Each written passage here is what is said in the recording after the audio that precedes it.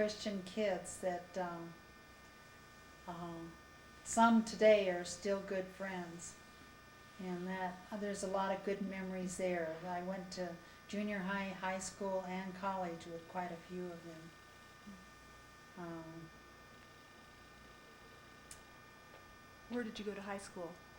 I went to Hamilton High School. We used to call it Hammy High. Where was that at? In West Los Angeles. What memories do you have of high school? Like I said, just all the good friendships that we had and the different places that we went with our youth group from church, the different activities they were a lot of fun. I remember because when I got out of high school, I got a job and after I went to college for a couple of years, I got a job and I bought myself a car, but my dad wouldn't sign for a driver's license until I was 21. So I had to wait until I turned 21 to be able to get to be able to drive my car that sat out in front of our house. I get out there probably once a week and wash it and shine it and everything. And I remember that the youth director from the church that we went to taught me how to drive. What kind of car was it? It was a 1949 Chevrolet. It was a light green color, and it was really a lot of fun. I kept that until I met my husband, Grandpa Ken, and then we kept that, I guess, for a while. I don't remember how long, and then we sold that eventually. And we always wish that we would have kept that because it would have been a real antique now. Didn't you take a trip to Colorado that was memorable? Well, I remember one time, all of our trips were always in the winter time, when we went to see my grandparents and all my relatives here in Colorado. I remember when we were on our way there, we got into a real bad snowstorm. It was very cold, and we had no heater in the car. And I remember we got several flat tires on the way, and we'd have to stop and fix it. And finally, we ran out of spare tires, and my dad wasn't able to fix them, so we had to go just right on the rim of the tire for a long, long ways until we were able to stop somewhere and buy one. But I remember during that trip, when the tires would go flat or something, we didn't have that heater in the car, and we would just freeze. The windshields would all just freeze up inside because of all the hot air from everybody breathing. And so I remember sitting between my folks on the front seat, and my job was to take a razor blade and scrape the ice off of the inside of the window. And I remember a bottle of milk froze that was sitting on the floor at my feet. And I guess it was kind of an adventure for us, but when my mother talked about it later on in life, she talked about how she was scared to death that we were all going to freeze out there, especially if anything happened to the car. And we were all bundled up, but just very, very cold. I can remember. I remember my toes were so cold I could hardly stand it, and my hands were so cold just from going across that windshield. I remember we finally saw some lights ahead of us. And this was at night, and there was a motel, and we stopped there, and everybody in the motel, the people that owned the place and other people, all came out because this great big family, had just driven up with all these kids in the car with no heat in the car. And they got us a room. They set up extra cots in our room, and they went across the street and got us some soup and hot soup. And it was kind of, like I said, it was just kind of an adventure for us kids, but for my mother, it was a very scary time because she was just visualizing us all just freezing to death out there out in the open road somewhere.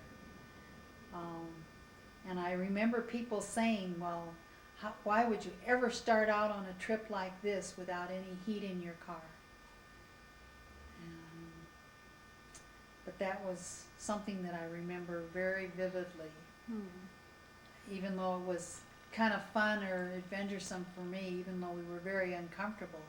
But I didn't know how afraid that my parents were at that time.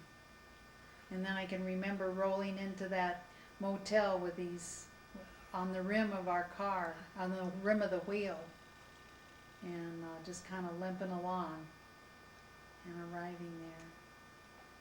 What did you do when you got to Colorado? Well, we would go right to my grandparents' house, where it was just a little tiny house, and it was the same one that my aunt just died in about 2 years ago, 3 years ago, something like that. And it had 2 bedrooms downstairs, where my uncle slept, and my grandparents slept in the room right off the living room, and then there was another little bedroom right, kind of a attic bedroom upstairs where my aunt stayed. And somehow they got us all in that house, and I think there was a neighbor that may have kept 1 or 2 of us. What jobs did you have? Well, when I was still in high school, at Christmas vacation and Easter vacation and times like that, I would usually get a job at Bullock's department store in downtown LA. And I remember I always worked in the hanky department. And I sold very expensive handkerchiefs to these very wealthy people. On like $5, $10, $15 a piece. And that was an awful lot at that time. I always loved doing that. I thought that was a lot of fun. And then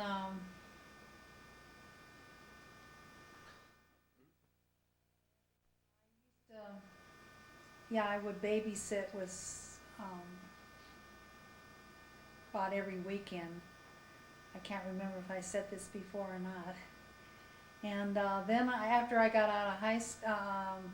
out of college, I went to work at the Union Bank in downtown LA. It was the first when the Union Bank was just beginning, and I was started out as a messenger at first, it was a great big bank, and starting out going from one department to another carrying messages. I guess they didn't have phones from one department to the other.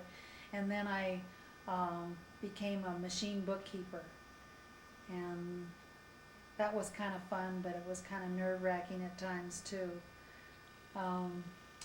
And during my, going back a little bit, during my high school and college years, I got involved with the Navigators, a Christian organization, and had a lot of friends and activities through that. And through that I met a girl that worked at the Union Bank where I worked, and she asked me if I would like to go down to San Diego to work at their headquarters down there, which was just in a home, and that's where I would live.